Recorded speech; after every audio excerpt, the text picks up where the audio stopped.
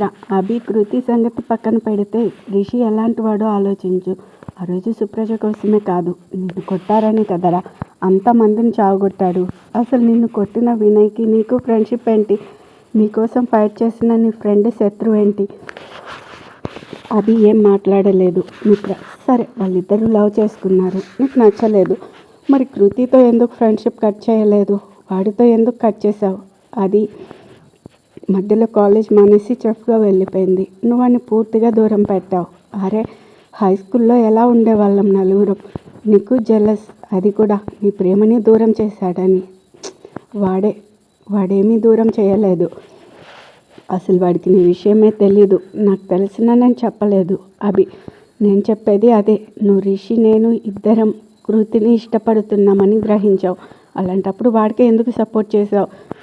నాకెందుకు చేయలేదు అని అడిగాడు క్రోషంతో. మిత్ర పెద్దగా నవ్వి, యూ ఫూల్, అసలు ఒకటి చెప్పు, నువ్వు కృతికి ఎప్పుడైనా ప్రపోజ్ చేసావా కాలేజీ టైంలో? అభి, చేయలేదు. బట్ తను అర్థం చేసుకోవాలి కదా. మిత్ర, అరే ఊరుకోరాబాయ్, ఏంటి అర్థం చేసుకునేది? నువ్వేమైనా రిషిలా కేరింగ్ చూపించావా? అభి, అంటే కేరింగ్ చూపిస్తేనే ప్రేమ? మిత్ర, ఖచ్చితంగా ప్రేమ అంటేనే కేరింగ్. నేనున్నా నీకు అని భరోసా ఇవ్వడం. ఏదైనా జరగని నేను వదలను అని తన లవర్కి ఒక నమ్మకం ఇవ్వాలి. అదే ప్రేమ. అదే కదా నీ బాధ. కృతి వాడి ప్రేమని ఎలా ఫీల్ అయ్యింది? నీ ప్రేమని ఎందుకు ఫీల్ అవ్వలేదు? అడిగావా తనని? లేదు. కేరింగ్ అంత పెద్ద మాట నీకెందుకురా? అసలు ఆ రోజు గుడికి వెళ్ళినప్పుడు ఎందుకురా రౌడీలను తీసుకొచ్చావు?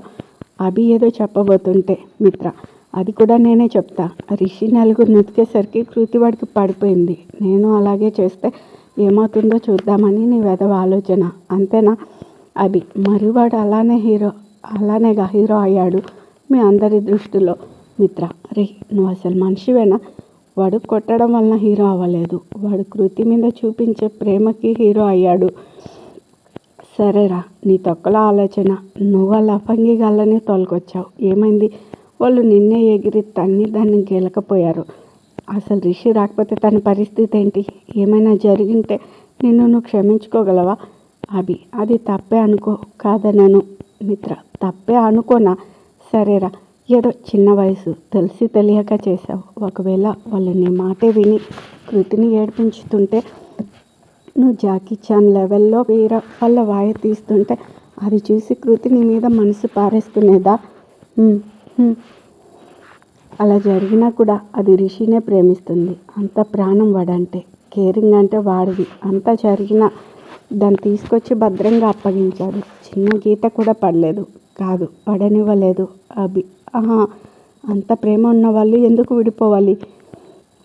మరి కృతి మాత్రం 4 సంవత్సరాలు వాడిని దూరం పెట్టింది. మిత్ర, తన ఆడపిల్లరా. ప్రేమ ఎక్కువ ఉన్న చోట అనుమానం సహజం. దానికి తోడు నువ్వు అంకుల్తో చేరి వాళ్ళిద్దరిని విడగొట్టేదాకా ఊరుకోలేదు. అసలు ఒకటి చెప్పరా, అది 4 సంవత్సరాలలో రిషి గురించి నీ దగ్గర ఎన్నిసార్లు ఓపెన్ అయింది? అభి, ఓ 2-3 సార్లు. మిత్ర, చూసావా, అది కూడా బాధతోనే, కోపంతో కాదు. అదేమో నిన్ను నాతో సమానంగా చూసింది. నువ్వేమో ఎక్కడ దొరకకుండా ఫ్రెండ్లా నటిస్తూ టైం చూసుకుని పెళ్లి సంగతి తీసుకొచ్చావు. నాకు తెలిసి రిషిగాడైనా క్షమిస్తాడేమో కానీ నిన్ను అది మాత్రం క్షమించదు. అభి, అంత ప్రేమ ఉన్న వాళ్ళే అయితే ఎందుకు డైవర్స్కి అప్లై చేయాలి? చెప్పు అని అడిగాడు వెటకారంగా. మిత్ర, కృతి అప్లై చేసింది. రిషి సంగతి పూర్తిగా తెలియక.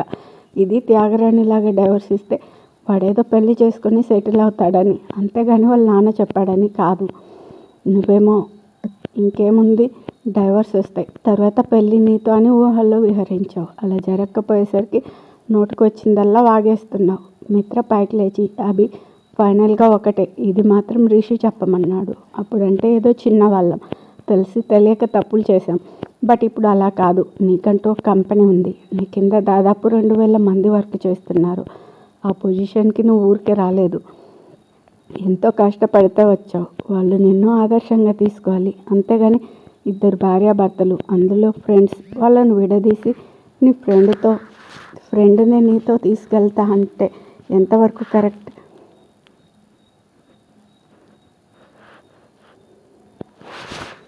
ఇది ఆలోచించి నీ బిహేవియర్ మార్చుకుంటే దగ్గరుండి మరీ ఫ్లైట్ ఎక్కిస్తా. కాదు, నేను ఇంతే, కిషోర్ అంకుల్ అంతే. అంటే మాత్రం నేను అంబులెన్స్ ఎక్కిస్తా అని చెప్పమన్నాడు. అభి ఏం మాట్లాడలేదు. మిత్ర, సరేరా, ఏదో ఒకటి తేల్చుకో.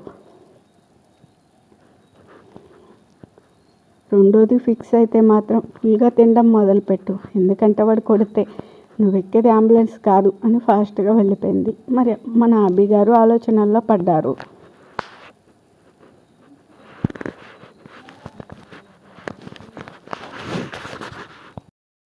ఫుడ్డీ పప్ప పానీపూరీలు ఫుల్గా లాగించి కారెక్కింది. డ్రైవర్ బాబు కూడా తినేసరికి మంచి ఊపు మీద కారుని సర్రమంటూ పోనిచ్చాడు. వీళ్ళు వెళ్ళేసరికి టైం నైట్ 7:30. కృతి అప్పుడే వచ్చి ఫ్రెష్ అయ్యి సుప్రజకి కాల్ చేసింది. ఏ టైంకి వస్తుందో కనుక్కుందామని. కాలింగ్ బెల్ మోగింది. రిషి మేఘ ఫోన్ లిఫ్ట్ చేసుకపోయేసరికి విశ్వకి కాల్ చేశాడు. విశ్వ సార్ అనగానే రిషి, విశ్వ జాగ్రత్తగా విను, నేను ఒక బ్యాగ్ని మా ఇంట్లో ఇమ్మని మేఘమాలకి చెప్పా. తను ఫోన్ లిఫ్ట్ చేయడం లేదు. నా అంచనా ప్రకారం ఈ పాటికి మీ మేడం దగ్గరికి వెళ్ళి ఉంటుంది. నువ్వు వెళ్ళి ఆ బ్యాగ్లో ఉన్న ఒక బాక్స్ RS అని ఉంటుంది, అది మీ మేడం చూడకుండా తీసి దాచేయి అనగానే విశ్వ ఓకే సార్ అంటూ బ్యాగ్ని ఫాస్ట్గా పోనించాడు. ఎదురుగా దీక్ష అండ్ విక్కీ. కృతి ఆశ్చర్యంగా హే మీరా ఇక్కడికెలా అని అడిగింది. దీక్ష మిమ్మల్ని చూడాలనిపించింది అందుకే.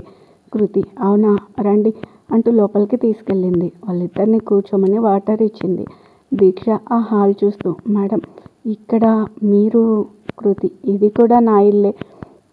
అవును, నేను ఇక్కడ ఉంటున్నాను మీకు ఎలా తెలుసు అని అడిగింది విక్కీ. మొన్న నేను పని మీద ఇటువైపు వచ్చాను, కరెక్ట్గా అదే టైంకి మీరు ఇక్కడ కనపడ్డారు. విశ్వని అడిగితే మీరు ఇక్కడ ఉంటున్నారని చెప్పాడు. దీక్ష మేడం మీరేమీ అనుకోనంటే ఒక మాట అంటూ ఆగింది. కృతి ఏమీ అనుకోను అడుగు. దీక్ష విక్కీ వైపు చూసింది. తనేం పర్లేదు అన్నట్లుగా కళ్ళార్పాడు. దీక్ష మీరేంటి అంత పెద్ద ఇల్లు వదిలి ఇక్కడ ఒంటరిగా ఇంత చిన్న ఇంట్లో. కృతి నవ్వుతూ అది మనం చూసే దృష్టిని బట్టి ఉంటుంది. నాకు ఇది చాలా స్పెషల్ అందుకే ఇక్కడ ఉంటున్నాను. దీక్ష అదే నాకు బాధ కలుగుతుంది. మీరేమో నా లైఫ్ బాగుండాలని విక్కీ వాళ్ళ ఇంట్లో ఒప్పించి మీ సొంత ఖర్చులతో చాలా గ్రాండ్గా పెళ్లి చేశారు. మీరేమో ఇక్కడ. కృతి హలో, నువ్వు చాలా ఎక్కువగా ఆలోచిస్తున్నావు. నీ పెళ్ళికి నేను ఇక్కడ ఉండడానికి సంబంధం ఏంటి అని అడిగింది నవ్వుతూ. దీక్ష అది మీరు కూడా హ్యాపీగా ఉండాలని. కృతి నేను హ్యాపీగా లేనని ఎవరు చెప్పారు నీకు. దీక్ష మీకు ఏదో ప్రాబ్లం వచ్చింది అందుకే ఇక్కడికి వచ్చేసారు. కృతి అలా ఎందుకు అనుకుంటున్నావు. విక్కీ ఇదంతా కాదు వదిన. కృతి ఏంటి వదిన, ఏ రకంగా బాబు. విక్కీ ఇక దాచి లాభం లేదు. మా అన్నయ్య అంటే మా కజిన్ మిమ్మల్ని చాలా ఇష్టపడుతున్నాడు, కాదు ప్రాణం కంటే ఎక్కువగా ప్రేమిస్తున్నాడు. హస్బెండ్ అని ఆశ్చర్యంగా నోరు తెరిచారు. అప్పుడే విశ్వ ఎంటర్ అయ్యాడు. కృతి చేతిలో బ్యాగ్ చూశాడు. విశ్వ దీక్ష వాళ్ళని చూసి మీరేంటి ఇక్కడ. దీక్ష అన్న రిషిక్ గారు కృతి మేడం హస్బెండ్ అని తెలుసా. విశ్వ తెలుసు. అయితే కృతి 1 మినిట్. విక్కీ ఏమన్నావు. 4 సంవత్సరాలుగా రిషి నన్ను ప్రేమించడం ఏంటి.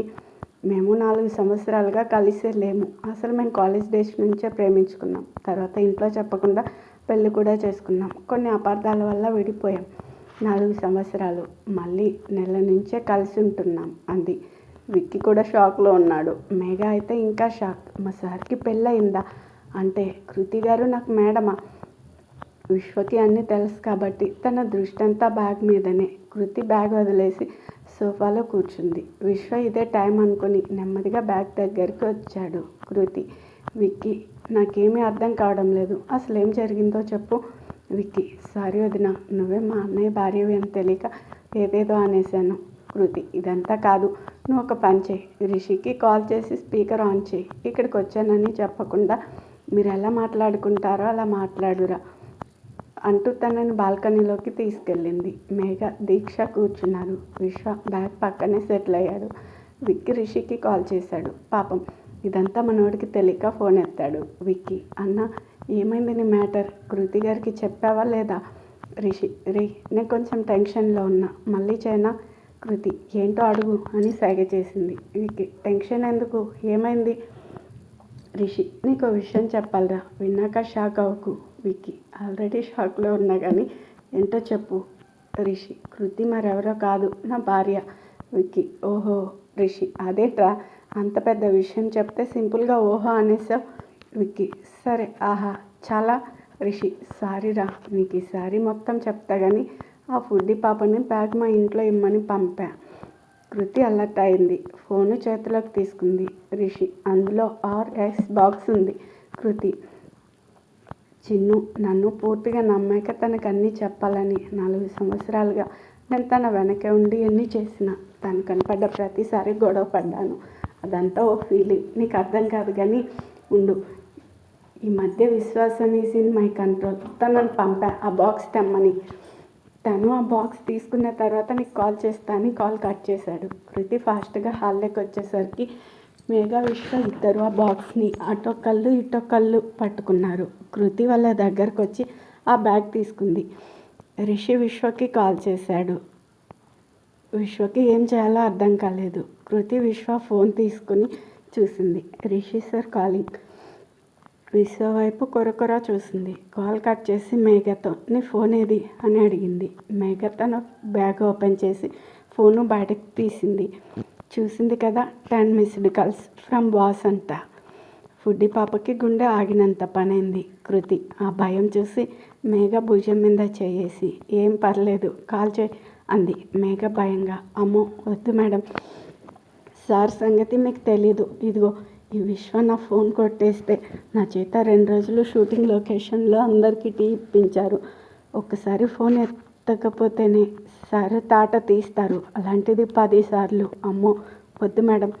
విశ్వ మేఘ వైపు కోపంగా చూస్తుంటే కృతి విశ్వ కాస్త తగ్గు, నీ పని చెప్తా అని మేఘ ఫోన్ తీసుకొని రిషికి కాల్ చేసింది. మేఘ వద్దు మేడం అంటుంటే కృతి ఆయన నీకు బాస్ కానీ ఆయనకి నేను బాస్, టెన్షన్ పడకు అంది.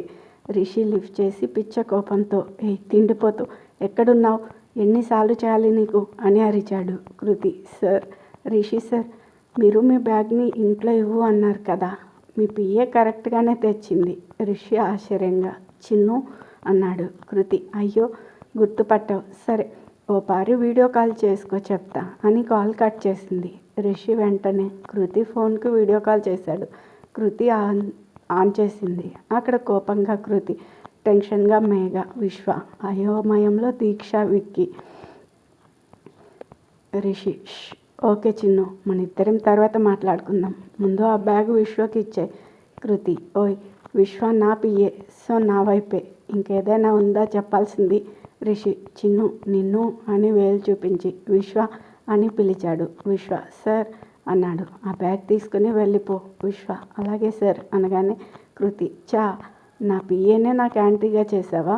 రిషి మేఘ భయంగా సార్ అంది.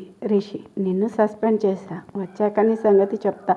ఈలోపు విశ్వ వచ్చి కృతి చేతిలో బ్యాగ్ తీసేసుకున్నాడు. కృతి అది చూసి విశ్వ నిన్నైతే ఏకంగా డిస్మిస్ చేశా అంది కోపంగా. రిషి ఏం పర్లేదు, నా పిఏ విశ్వానే. మేఘ ఏడుస్తూ సార్ నేను. రిషి నువ్వా, ఇంటికెళ్ళి నీ పిండి మర స్టార్ట్ చేయి పో అనగానే కృతి అబ్బా అంత అవసరం లేదు, ఇక నుంచి మేఘ నా పిఏ. విశ్వ మేడం అన్నాడు షాక్గా. రిషి విశ్వ ఆడలేడీస్ ఒక్కటయ్యారు, నువ్వు జంప్ జల్లాని అనగానే కృతి ఫోన్ కట్ చేసి ఫాస్ట్గా వెళ్ళి డోర్ క్లోజ్ చేసి అడ్డంగా నిలబడింది. విశ్వకి ఏమీ అర్థం కాలేదు. కృతి విక్కీ నేను నీకు ఇప్పుడు కాదు 5 సంవత్సరాలుగా వదిన్నే, సో మరిది వదిన మాట వినాలి, వచ్చి విశ్వ చేతిలో బ్యాగ్ తీసుకో అనగానే మేడం అది నా పని, ఇక నుంచి మీరు ఏది చెప్తే అది చేస్తా అంటూ విశ్వ చేతిలో బ్యాగ్ లాక్కపోయింది. విక్కీ బావా ఇచ్చేయి, మనందరికీ కావాల్సింది ఒక్కటే, వాళ్ళిద్దరూ ఒక్కటవ్వడం అనగానే విశ్వ అదేమో నాకు తెలీదు, సారు దాచేయమన్నారు. కృతి ఆహా సార్ చెప్తే సారు చెప్తా నీ పని, మీ సార్ పని అంటూ బ్యాగ్ లాగింది. విక్కీ కూడా హెల్ప్ చేశాడు. మన ఫుడ్డీ పాప కూడా లాగుతుంది. దీక్ష పాపం ఎవరి వైపు ఉండాలో అర్థం కాక బిక్కమొహం వేసింది. బ్యాగు ముగ్గురు కలిసి లాగేశారు. పాపం విశ్వాసం కింద పడ్డాడు. దీక్ష అన్నయ్య అంటూ వచ్చి పైకి లేపింది. మేఘకి సుక్కుని నవ్వింది. కృతి హా చాలా థ్యాంక్స్ విక్కీ, టైంకి వచ్చి హెల్ప్ చేసావు. మేఘ నో మోర్ డిలే, రేపటి నుంచి డ్యూటీలో జాయిన్ అవ్వు అనగానే మేఘ థ్యాంక్ యూ మేడం, మరి నేను వెళ్ళనా. కృతి మేఘని హక్ చేసుకొని నీకు తెలీదు నాకు ఎంత హెల్ప్ చేసావో, నీకు మన రెస్టారెంట్స్లో ఉన్న అన్ని బ్రాంచ్లలో ఫుడ్ ఫ్రీ, రేపటి నుండి వచ్చి కుమ్మేద్దాం అంది. అది విని ఫుడ్డీ పాప థ్యాంక్ యూ మేడం అనేసి వెళ్ళిపోయింది. కృతి విశ్వ ఇక దయచేయి చుచ్చు మీ సార్ని అడిగి ఆయన షెడ్యూల్ చూసుకో అనగానే విశ్వ కామ్గా వెళ్ళిపోయాడు. దీక్ష మేడం మా అన్న జాబ్ పోయినట్లేనా అని అడిగింది కంగారుగా. కృతి అయ్యయ్యో నేనేముంది ఆఫ్టర్ ఆల్ చెఫ్ నా పిఏగా ఏముంది. ఇప్పుడు మీ అన్నది గ్రేట్ రిష్విక్ గారి పిఏ ఏం పర్లేదు డబుల్ శాలరీ ఇస్తాడు అనగానే దీక్ష యాహూ నా ఫేవరెట్ హీరో నా బావగారు అని మొన్ననే తెలిసింది. ఇప్పుడు మా అన్నకి బాస్ అనగానే విక్కీ ఇదంతా ఓకే వదిన అసలు భార్యను పట్టుకొని లవర్ అని ఎందుకన్నాడు మావాడు. కృతి ఏమో చూడాలి నేను తెలుసుకుని నీకు చెప్తా అనగానే విక్కీ సరే మేము వెళ్తాం అన్నాడు. కృతి ఓకే బాయ్ అంది. వాళ్ళు వెళ్ళగానే సుప్రజ కాల్ చేసింది. చెల్లి నాకు నైట్ షిఫ్ట్ ఉంది రావడం కుదరదు నువ్వు ఉండగలవా అని. కృతి ఆహా నో ప్రాబ్లం నువ్వు టెన్షన్ పడకు అని కాల్ కట్ చేసి అర్జెంటుగా రిషికి కాల్ చేసింది. తను వెంటనే లిఫ్ట్ చేశాడు. సార్ రిషి సార్ బాక్స్ నా దగ్గరకు వచ్చేసింది సార్ ఎట్లాగైనా ఓపెన్ చేస్తా అంది. రిషి వద్దు బుడ్డి ప్లీజ్ నా మాట విను అది నా పర్సనల్. కృతి ఏడ్చావు నేనే నీ పర్సనల్ సో నీకు నాకు నో పర్సనల్స్ అంతా ఒక్కటే bye bye my dear hubby అన్నట్లు కారు బాబు గిఫ్ట్ అంటగా అబ్బో ఉంటా అంటూ ముద్దు పెట్టి ఫోన్ కట్ చేసింది. రిషి ఇంక నా చేతుల్లో ఏమీ లేదు మామ నీ పని అంతే అనుకున్నాడు. కృతి తీరిగ్గా కూర్చుని బాక్స్ తీసింది. చుట్టూ చూసింది. ఫింగర్ యాక్సిస్ ఇప్పుడు ఎలా సైడ్కి ఏదో తగిలింది చూస్తే కీబోర్డు. కృతి హరే అంటూ పాస్వర్డ్ ఎంటర్ చేసింది. సేమ్ ఫోన్ పాస్వర్డ్ ఓపెన్ అయింది. అందులో చిన్న బాక్స్ 2 పెద్ద ఎన్వలప్ కవర్స్ అందులో ఏవో డాక్యుమెంట్స్ అండ్ ఓ ఐప్యాడ్. ముందు ఆ చిన్న బాక్స్ ఓపెన్ చేసింది. అందులో తాళి ఇంకా లెటర్. ఆ లెటర్ చదివింది. ఎవరు పంపారో అర్థమైంది. నెక్స్ట్ డాక్యుమెంట్ చూసింది. కారు కొన్న జిరాక్స్ కాపీ ఇంకా ప్రాపర్టీస్ పేపర్స్ ఇంకా ముఖ్యంగా ఇప్పుడున్న ఇంటి పేపర్స్. అంటే ఇది రిషి కొన్నాడా మరి మిత్రది కాదా. కృతికి షాక్. తర్వాత ఐప్యాడ్ ఆన్ చేసింది. సేమ్ తన ఫోటో పెళ్ళికూతురు గెటప్లో వాల్పేపర్. అందులో అన్నీ చెక్ చేసుకుంటూ వచ్చింది. వీడియో ఫోల్డర్లో చాలా వీడియోలు date wise from last 4 years. అదండి. ఆర్ అంటే రిష్విక్, ఎస్ అంటే సుకృతి. బాక్స్